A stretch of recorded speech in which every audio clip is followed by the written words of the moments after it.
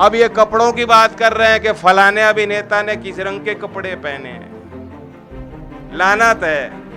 ये दरवाजे पर चटकनी लगा के अकेले जब कमरे में होते हैं कैसी तस्वीर देखते हैं, पता लग गया देश को। गन्ने का भाव खोलने को तैयार नहीं, लेकिन आपने इनके सरकारी पजामे का नाड़ा खोल दिया। अब वो बात अलग है कि बाबा जी तो पजामा पहनते ही नहीं।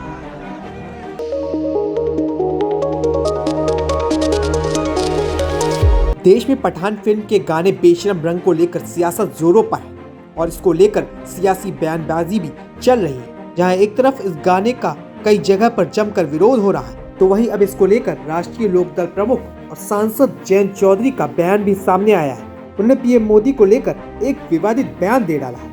पहले आप उनका ये बयान सुनिए। मोदी जी अब ये कपड़ों की बात कर रहे हैं कि फलाने अभिनेता ने किस रंग के कपड़े पहने हैं। लानत है। ये दरवाजे पर चटकनी लगा के अकेले जब कमरे में होते हैं कैसी तस्वीर देखते हैं, पता लग गया देश को। दरअसल बीते रविवार को जयंत चौधरी खतौली उपचुनाव जीतने के बाद खतौली में जनसभा को संबोधित करने पहुंचे थे, जहां उन्होंने योगी सरकार से लेकर पीएम मोदी पर जमकर निशाना साधा। ये देश में किसानों की हालत, किसानों की दुर्दशा किसी से छुपी नहीं है। उत्तर प्रदेश में इन्होंने 2019 के बाद आंकड़े छापने बंद कर दिए, लेकिन जो सरकारी एनएसओ की आखिरी रिपोर्ट थी उसके अनुसार उत्तर प्रदेश के औसतन किसान परिवार की सालाना इनकम आय 8,061 रुपए, 8,061 रुपए मासिक आय है। माफ कीजिएगा, साधारण सामान्य किसान परिवार की, एक आदमी के नहीं पूरे परिवार की। अब 8,000 रुपए में कैसे वो गुजारा कर रहा है, कैसे खर्चे कैसे मीट कर पा रहा है। और ये तो आपकी रोज की जिंदगी है।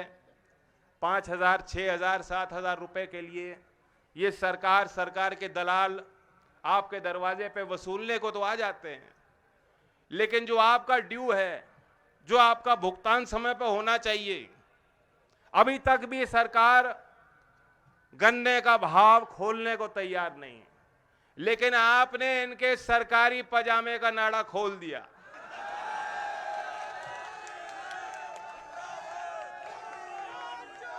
अब वो बात अलग है कि बाबा जी तो पजामा पहनते ही नहीं। आपने पोल खोल दी है।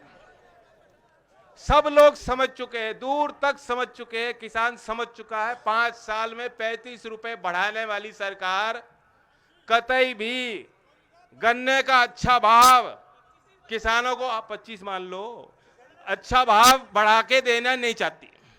इनकी मंशा साफ हो गई। तो आप गांठ बांध लो। खतौली में तो ऐसा मौका आपको मिला है जो दूसरे क्षेत्र में जनता को नहीं मिला।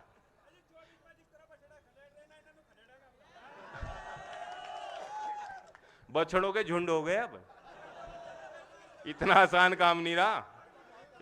ये इनके झुंड यहां भी आए थे, आपने यहां से तो खदेड़ दिए।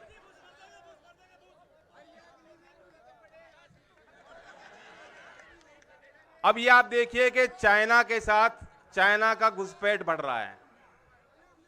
सरकार कोई जवाब देने को तैयार नहीं। सोमवार का दिन सदन चालू था, कोई खलल नहीं थी, सामान्य चर्चा दोनों सदन में हो रही थी।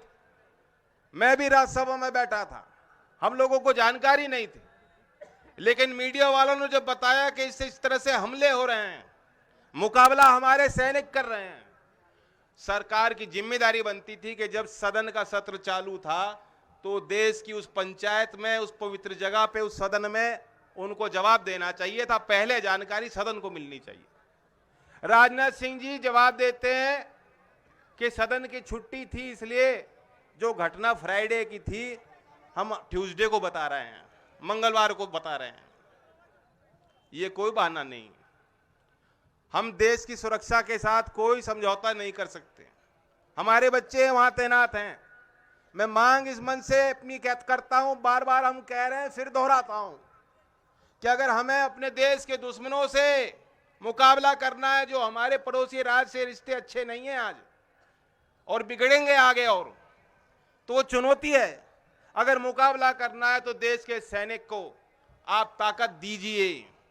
आज देश के सैनिक के लिए जो एक विश्वास और एक आस्था थी लोगों के मन में, जो हमारे गांव के बच्चे चाहते थे कि हमें वो नौकरी मिल जाए, वो वर्दी मिल जाए, उस वर्दी को पहनकर हम अपने खून को बहाने का काम करेंगे, कुर्बानी देने के तैयार हैं, शहादत देने के लिए तैयार हैं, उस भावना को उन्होंने ठेस पहुंचाई है। मैं मांग करता हूं, जो लोग आज ये कहते हैं कि चीन पे सवाल मत पूछो, मैं उनको जवाब देना चाहता हूं कि हम सैनिकों के हितों की बात कर रहे हैं। अग्निवीर योजना को रद्द कर दीजिए। ये योजना हमें पसंद नहीं है। देश के नौजवानों को ये गले से उतर नहीं रही योजना, किसी ने मांगी नहीं, कोई समझ नहीं पा रहा। हम चाहते हैं पक्की स्थायी नौकरी आर्मी में मिले। हम चाहते हैं हर सैनिक को, उसके परिवार को उचित सम्मान मिले, उनको पेंशन मिले। जो सरकार ये कहती है कि सैनिक को पेंशन देने के लिए हमारे पास पैसे नहीं हैं, वो देश के नए पार्लियामेंट पे पैसा क्यों खर्च करती है? 5 साल में 3,500 करोड़ रुपए अपने प्रचार में, एडवर्टीजमेंट में खर्च क्यों करती है? मोदी जी के लिए 2-2 नए हवाई जहाज क्यों खरीदती है? ये मैं सवाल उनसे पूछना चाहता हूं। और एक मशहूर कवि ने कहा था ना कि तू इधर उधर की ना बात कर, मुझे बता ये कारवा क्यों लूटा, मुझे बता ये कारवा क्यों लूटा। मुझे रहजनों से गिला नहीं, तेरी रहबरी से सवाल है। तो मोदी जी अब ये कपड़ों की बात कर रहे हैं कि फलाने अभिनेता ने किस रंग के कपड़े पहने हैं। लानत है, ये दरवाजे पर चटकनी लगा के अकेले जब कमरे में होते हैं, कैसी तस्वीर देखते हैं, पता लग गया देश को।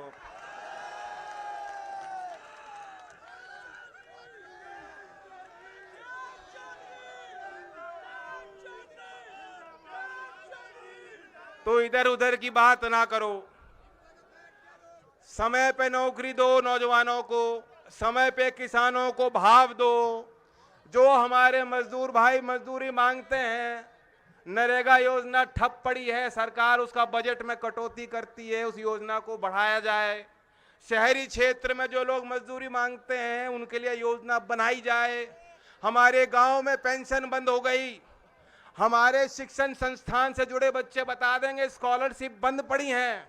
अभी मौलाना आजाद फेलोशिप के नाम पे विज्ञान के क्षेत्र में जो हमारे माइनॉरिटी के बच्चे पढ़ रहे थे, उस योजना को सरकार ने बंद कर दिया, कैंची चला दी।